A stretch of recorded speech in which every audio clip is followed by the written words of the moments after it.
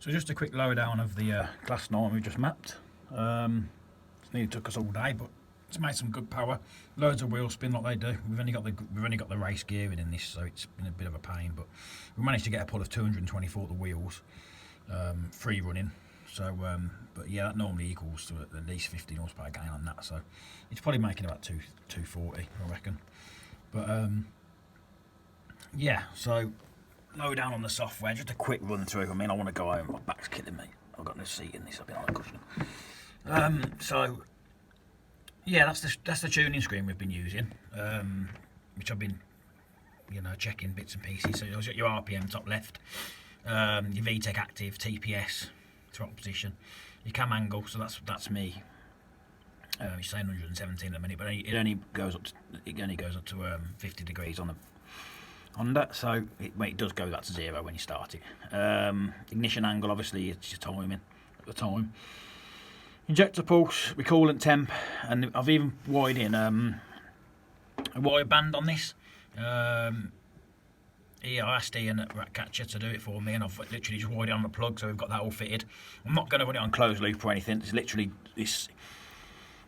anything I do now mapping wise. If I'm doing the ECU or Ian's doing the wiring, or I'm going to ask basically for the lambda to be fitted to the ECU. Just because it's a lot easier to map. I love mapping through the software, to be honest. So still got to use obviously my tractive effort for doing the ignition timing, but once that's somewhere near, then I can get my fueling cock on. And not only that, it's got an awesome data logging. So yeah, it's got awesome data logging on this. As you can see, it's constantly going, and you can just stop it and start it and record it. It's got I've turned the ignition on and off, and I haven't saved the thing that's got lambda and that on there. But I was literally running my coolant temp, my TPS, injector pulse, injector duty cycle, and my AFR. You can do AFR instead of lambda. And so basically, I could do a pull and then look back at the data. You'd run it, and then you can actually just pick out exactly what RPM you was doing, what fueling was doing. So I got that nice and straight on there. I didn't even have to use the dyno to put the AFR to the dyno, to be honest. So I was just doing it for pulls.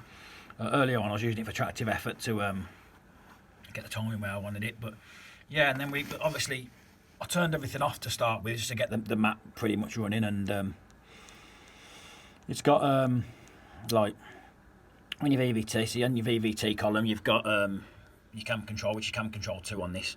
So I've got my cam angle, so my diagram there. So I just messed with it. I only went to 43 degrees. It didn't seem to make much more difference going any further, and it liked it around that 5,000 mark, and it come onto VTEC. Yeah, lovely straight curve, so I left that at that. I'll play with that, and then obviously then your VTEC, you can turn your VTEC on and off because you got your VTEC control there, which is set at 5,000. So and that comes in at 5,000, and that seemed to work. So yeah, so we go on to yes, I've been using this like I said earlier, and then I've scrolled that down and kept that down there. Then you got your fuel table. So I was doing all my fuel table and getting all that right, and my 3D. It's awesome 3D on this as well. It's so easy to change. Oh, let's get rid of that. So yeah, I got the 3D and got the 3D curve and done that, and then the ignition curve as well. So I got all the ignition curve done, but yeah, it's a good. I mean, yeah, it's a good ECU. I've used a few of them now. It's one of my favourites already. So yeah, sorry, I'm just a bit tired. I'm not going to be on this all day near enough. So just to lower down what you can do with the ECUs, you obviously got your variable valve timing control. Both ECUs, the classic and the EMU black, both do VVT and VTEC, so that's always a good sign. But yeah, so you've got flex fuel, not just all sorts on there. But yeah, so that's all I'm going to do for today's show. We're doing plenty more, I think. And I'm just, like I say, it's like R6 now.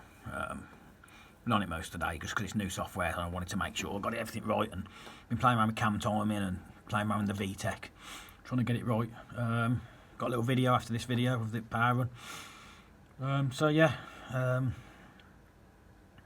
be plenty more on the ECU master stuff, and yeah, it's all good stuff. So